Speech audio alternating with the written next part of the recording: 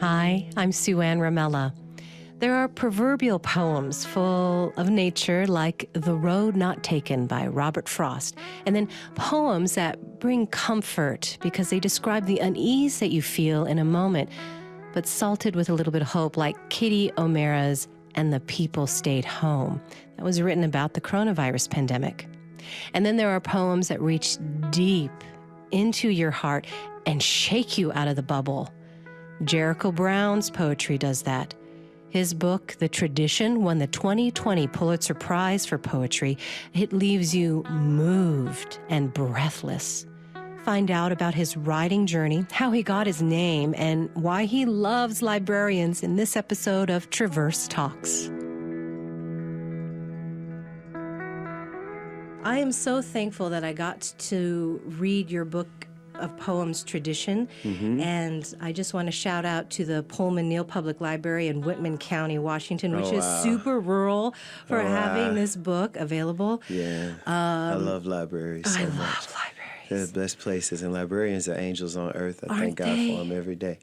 Librarians saved my life when I was a kid, when I was first learning to read. I spent a lot of time in libraries, and librarians introduced me to poetry. And they would have stacks of books there waiting for me and my sister when we would get to the library. So many of the poets that I love today, I was introduced to by librarians. So, yeah, I love librarians, and I love libraries. That just warms my heart. Spaces for thinking. Do you love the way the libraries smell? I hadn't thought about the way it smells, I guess. All the book smells. I do like the smell of old books. New They're ones great. are nice to smell too sometimes. Just like flip it open, get that breeze. All right, tell us about your writing journey from 2008 until now, and how have you grown and developed over the years? Yeah, I just think when I was first starting to write, I wanted to make a poem in any poem that I could possibly make. I was sort of thinking about poems as performances, little bitty performances. You know how, like, if you watch a TV show or an awards show, as opposed to seeing a concert, you see a singer sing one song. And I kept thinking of a book of poetry as one song after one song after one song after one song, and going on and on. And I think now, I don't think that's left me. I am still interested in that lyric, that one song embodied in each poem. But I'm also much more interested in telling the truth and making sure that I'm telling the truth. And I think that's the big difference between where I started and where I am now. Whenever I'm revising the poems, I'm also asking myself what I had to say and whether or not I said it right and whether or not I told the truth.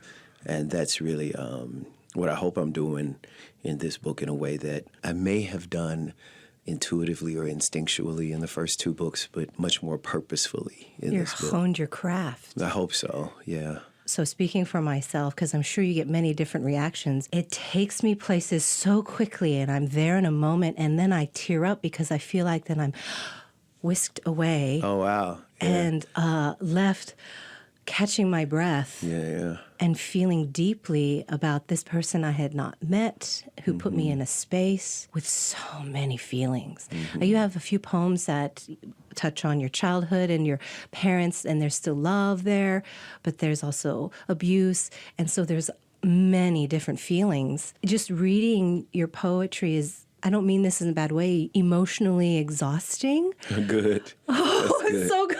Okay, good. I didn't want it to be offended. Yeah. How do you feel? I mean, you once said that when you write a poem, you're the one in dire straits. So what's it like when you're done with a piece? Well, I usually give myself a little bit of a party when I have a good writing day or when I finish a poem. I mean, it's not like I write a poem every day. I'm working on poems every day. But when I feel that a poem is done or has come so close to done that I see its end, then I want to give myself something. And so I might knock off for the rest of the day, or I might have a milkshake, or I might eat some pizza.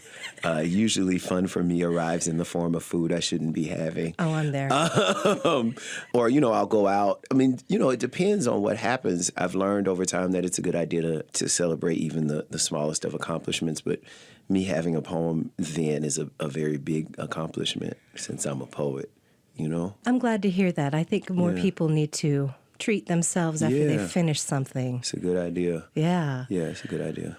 All right. So writing and poetry has been an outlet for you to express yourself. So before that, before you discovered writing, how did you express yourself? I don't know that I was allowed to express myself. I spent a lot of time in the church where I grew up. I grew up in a black church. For my parents, it was very important that we be there every Sunday, every Wednesday night, and then another day of the week for whatever rehearsal, whether it was choir, usher board, or something like that. So I think most of the expression I had through religion and through that church, which taught me a lot about speaking because all of the speaking there was so special. Everybody's an orator at church, Taught me about singing, taught me about interactions between people. So I think that was probably the beginning of expression for me.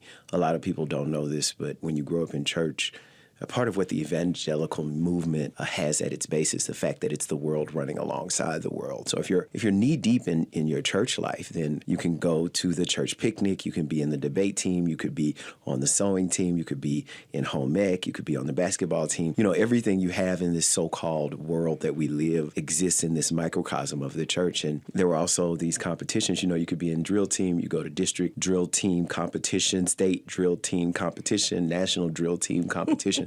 All around all of these churches that are united in some way. And so I think most of my life up until I found poetry, and even maybe right after I found poetry, was really just about expressing myself in those ways. In those realms, those rails. Yeah. Mm-hmm. I had a discussion once where I was like, religion, for me, I grew up in a non-denominational evangelical church. Mm-hmm. Casey Treat was his name, big church. Mm-hmm. We tried really hard to make good music, but... Mm-hmm. It's hilarious. But they're like braces, learning how to walk this way, the way we want you to walk. Yeah. And then when the braces come off, what was that like for you when the braces came off?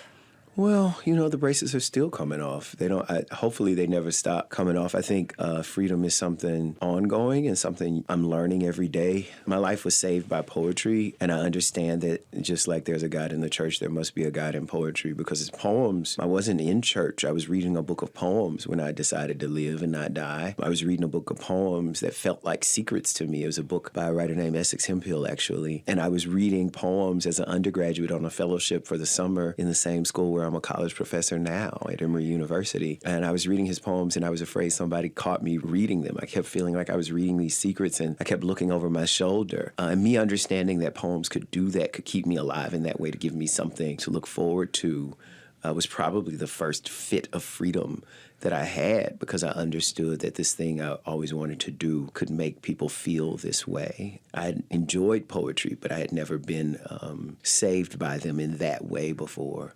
And so I understood if that could happen to me, I could make that happen for somebody else. So maybe that's when it started, when I was, I guess I was 19 or 20 years old. I had just pledged a fraternity. So it was, pretty early in my life when I think about it, halfway through my life now.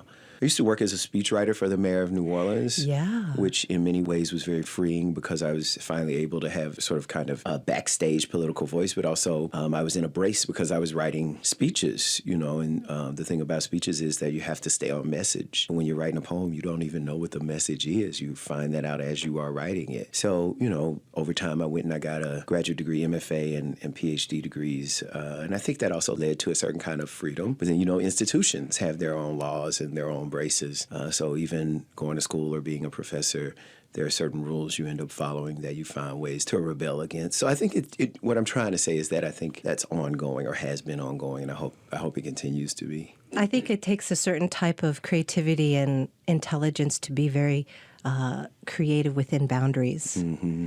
And then when those boundaries, if ever, change or removed, you just expand further out into creativity. In the poem Hustle, you wrote, "In our house lived 3 men with one name, and all 3 fought or ran. I left Nelson Demery III for Jericho Brown, a name I earned in prison."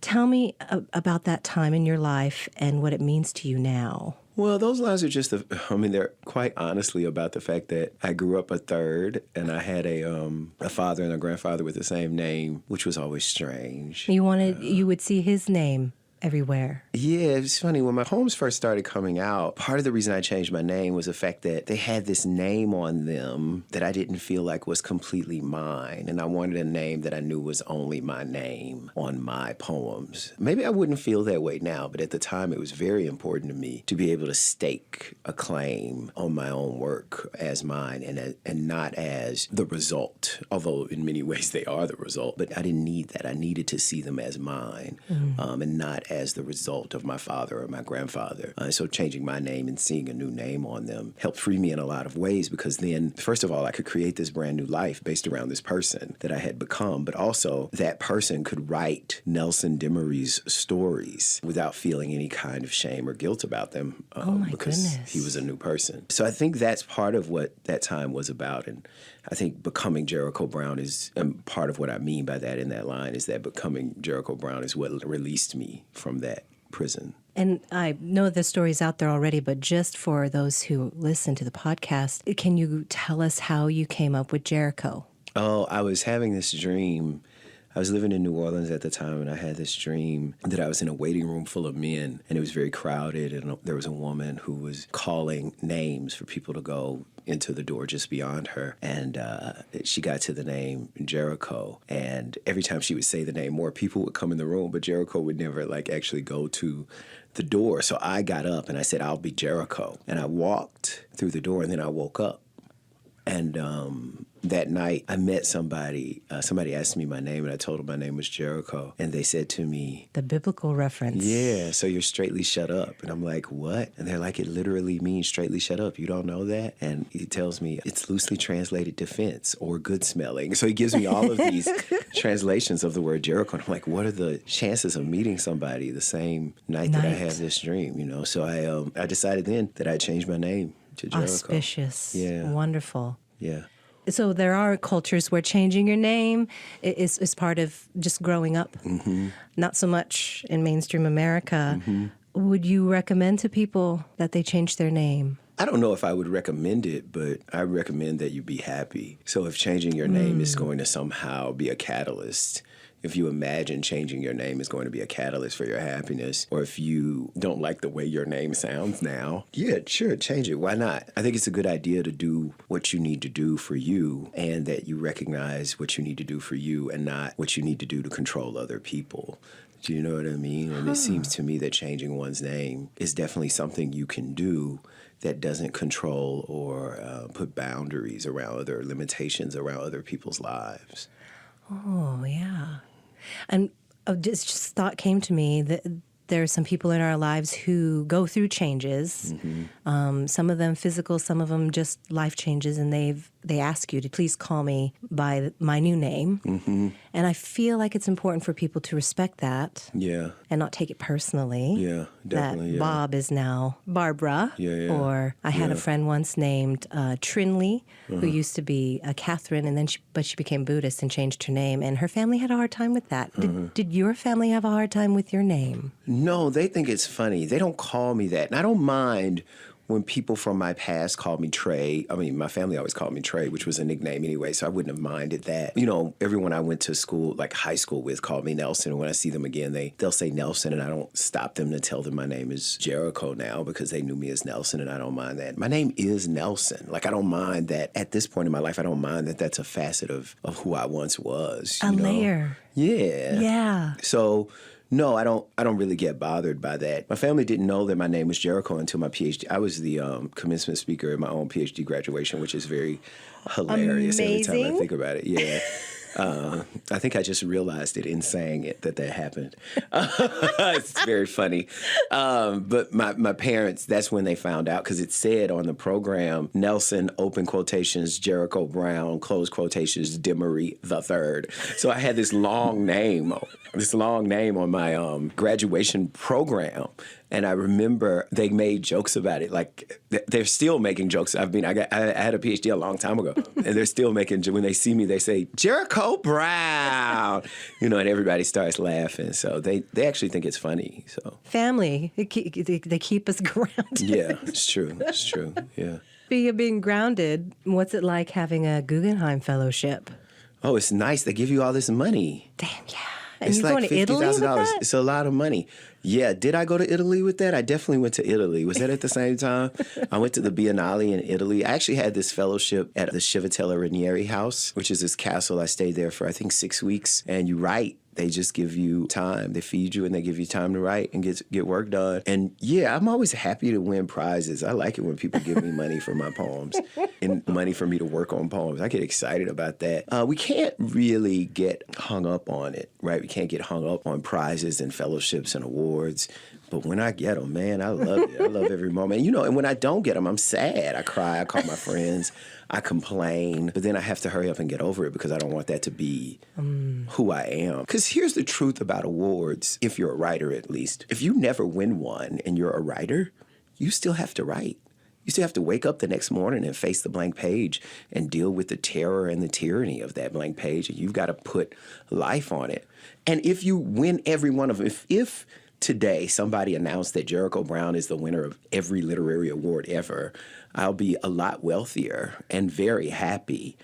But at the end of the day, the next day, I will still have to face the blank page and make a planet happen on it, make a world on that blank page. Do you know what I mean? Wow. And so that pressure is a pressure that happens outside of our ideas about capitalism and our ideas about awards and prizes. So I'm glad to get them, but I also know that my writing life does not and cannot depend on them. Ooh, love it. You said a magical word to me. I want to know your thoughts about capitalism. About capitalism?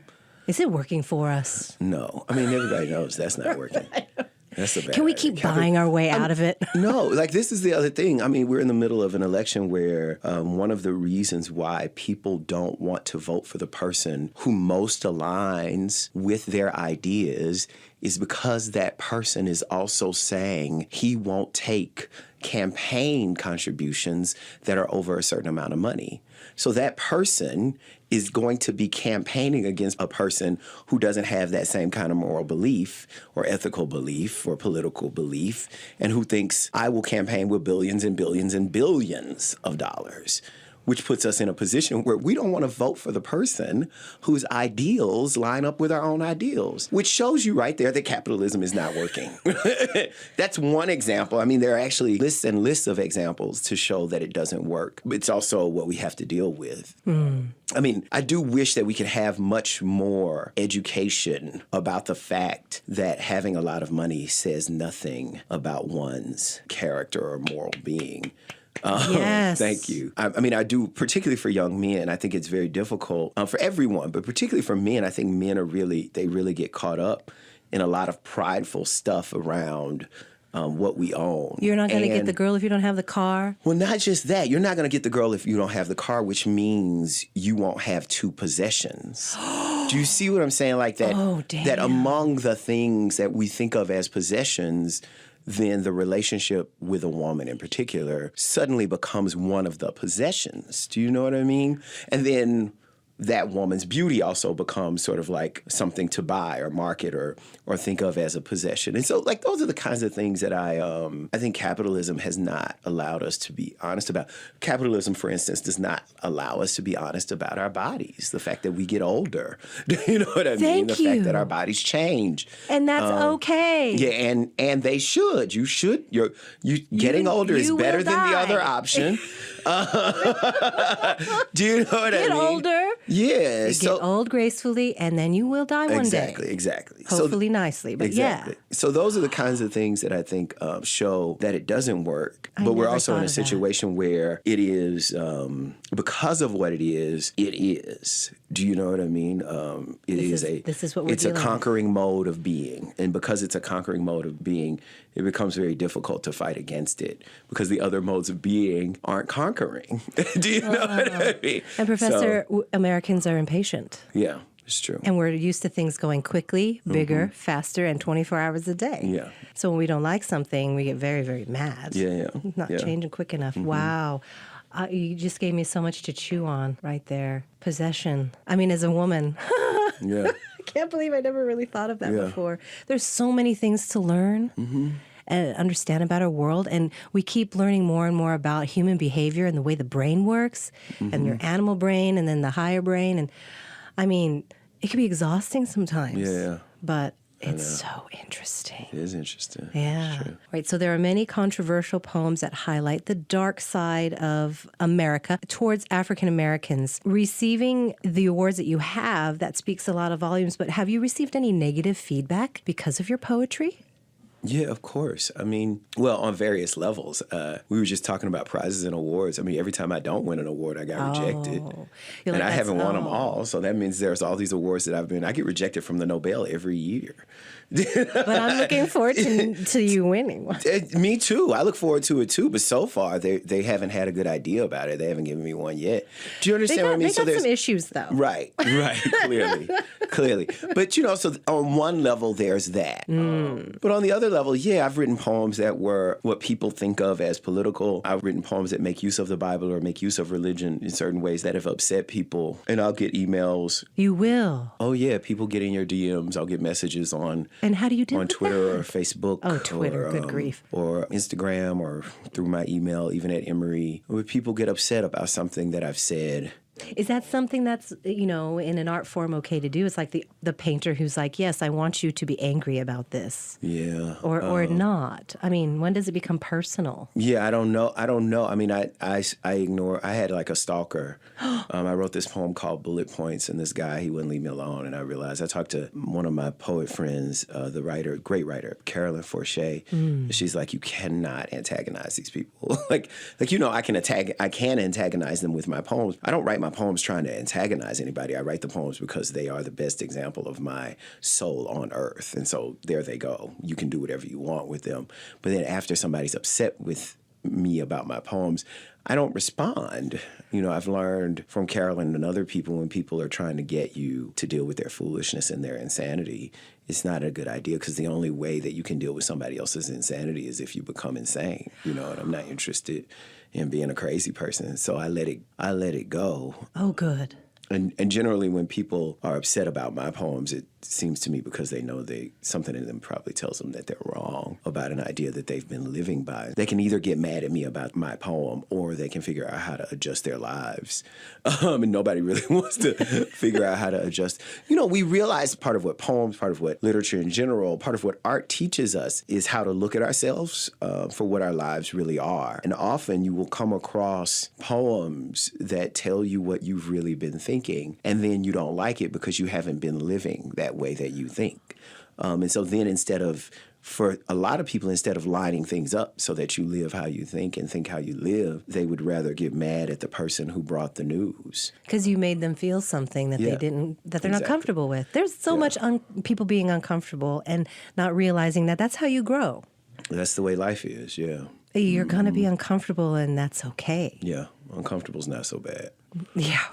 Pain. Yeah. Which some of your poems, I feel like, come from some deep pain. You've taken that and turned it into art.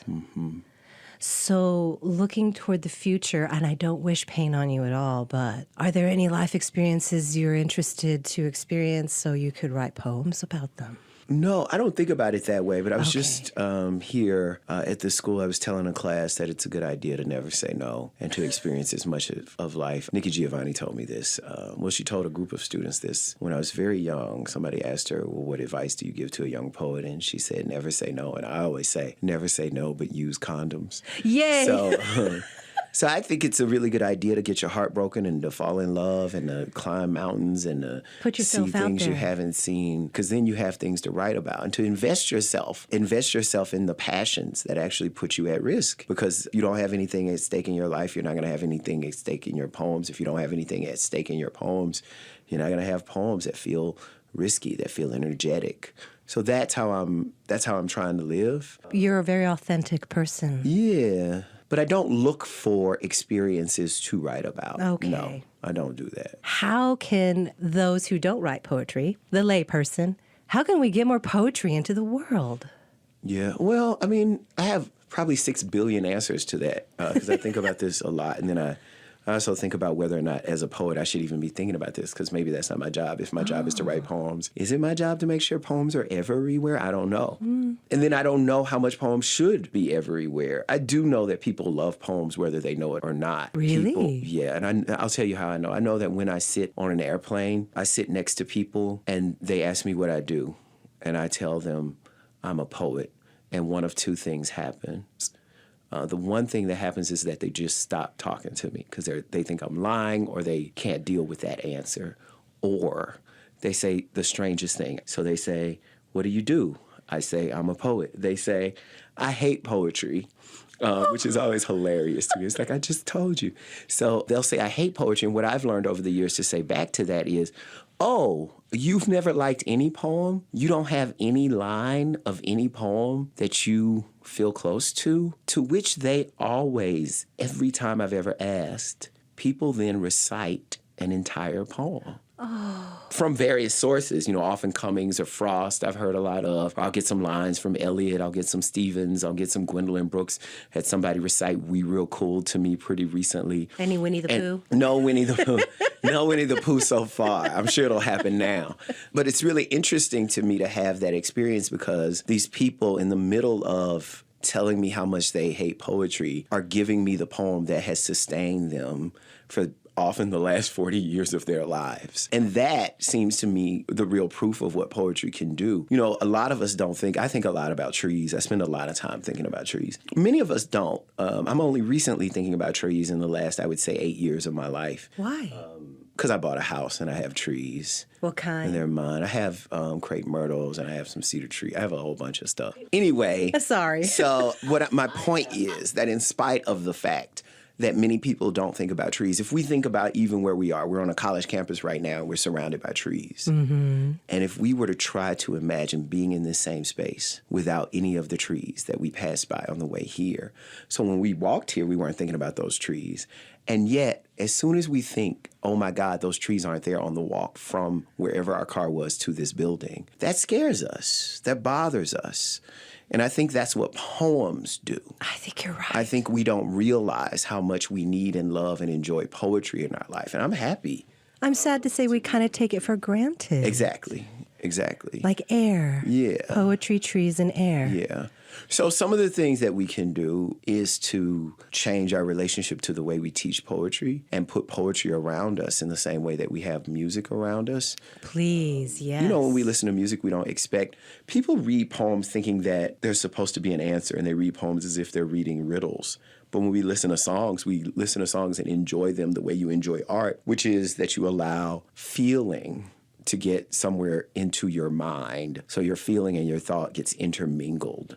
Do you know what I'm saying? Yes, I do. Which is why you can listen to a song and then cry. And I think the same thing should be how we approach poems. I also think, when poems are taught, they're taught as riddles. And so it's a good idea if poems could be taught the same way everything else is taught, and that what I say in a poem is what I mean, and you just read it for what it is, as opposed to reading it trying to explicate it every step of the way. Is that just human nature to try to find the meaning in everything instead of letting it be? Well, yes and no. I mean, I do think it's human nature to find the meaning in everything, but I also think there is something that happens when I teach an intro class at the university where I teach. If I teach a poem and the first line of that poem is, "A man walked outside and looked at the flowers." If I were to read that line and I say to my students, what just happened in that line of poetry? My students will then say to me one of two things in two different families. They will say to me, Dr. Brown, this makes me think about my grandmother.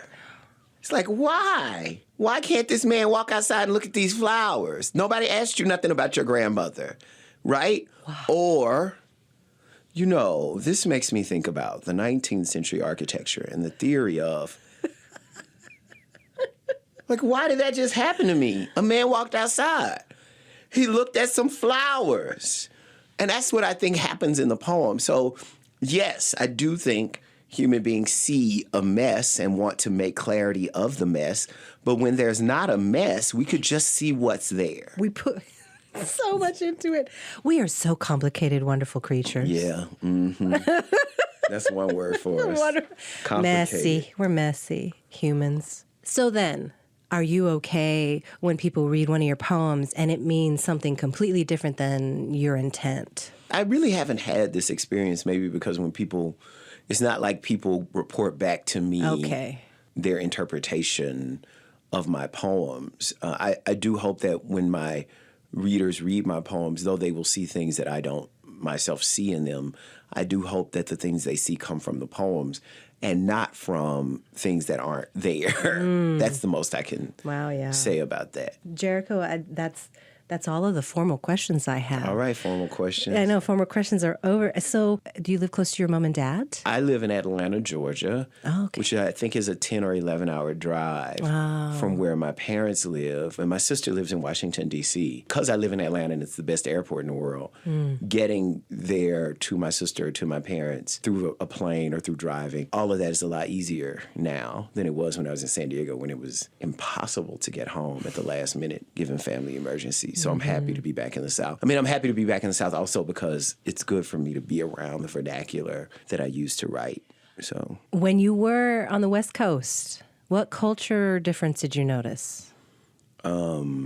Everything. Yes, please tell me. Well, as a word person and as a person interested in language, I first and foremost noticed that a lot of the words that I used were made up and that people didn't understand a word of it. And I learned that I had an accent, which I didn't know I really had. You know, there are words we say like finna and nim. Nim. You know? You educated me with nim. Yeah. I love that. I know, right? So those, there are words that we use in the South that really, I didn't know they were regional words because I always lived in that region. So that's one of the things that's different. And how did they treat you in San Diego? People were nice. I liked San Diego a lot. I really liked where I was teaching. I was teaching at a school called the University of San Diego, where I really feel like I learned to be a good and thoughtful teacher. And there's a lot of reverence for teaching there that the students and the faculty have, and I love that about that place. San Diego was okay. It's the kind of place, though, I'm happy to be back in the South. San Diego was a little bit too perfect for my, it's always 71 degrees, and it's always sunny, and it's always, I just needed a little more personality than that. Interesting. So I don't mind. When you give a reading, do you feel their energy too after you've read a poem? Like, what's that atmosphere like for you? Because you are opening yourself up. Well, it's always best when there's a certain kind of a back and forth and interaction with the audience, which is obviously silent but felt. It's different at different places, but you can sort of feel when an audience is on your side and when they're looking forward to you and when they're really listening. And you can also feel when you're speaking to someone as if in conversation, as opposed to speaking at someone, just reading out, So I like doing it. And tell me the difference between reading for a Black audience. Oh, that's interesting. Well, when I read and it's Black people, or mostly Black people, there are sounds. I want to know more. Tell me. I mean, you can actually imagine it's just very Black. Like, if I make a metaphor and it's really good, people make noise. They're like ooh. They acknowledge. Yeah, I know that's right. Oh. Do you know what I mean? Yes, I love it so much. And when I read for other audiences, they're quiet and polite. Well, the more quiet you are often means that I'm doing better, That means I have your attention, whereas some audiences, I know I'm doing better. Because they're reacting. Because they are physically reacting. I grew up in the Black church, and when you were a kid, you learned to speak in front of people pretty early. We weren't allowed to be shy. You didn't have shy kids because people were at Easter, at Mother's Day, at Christmas. Microphone in your.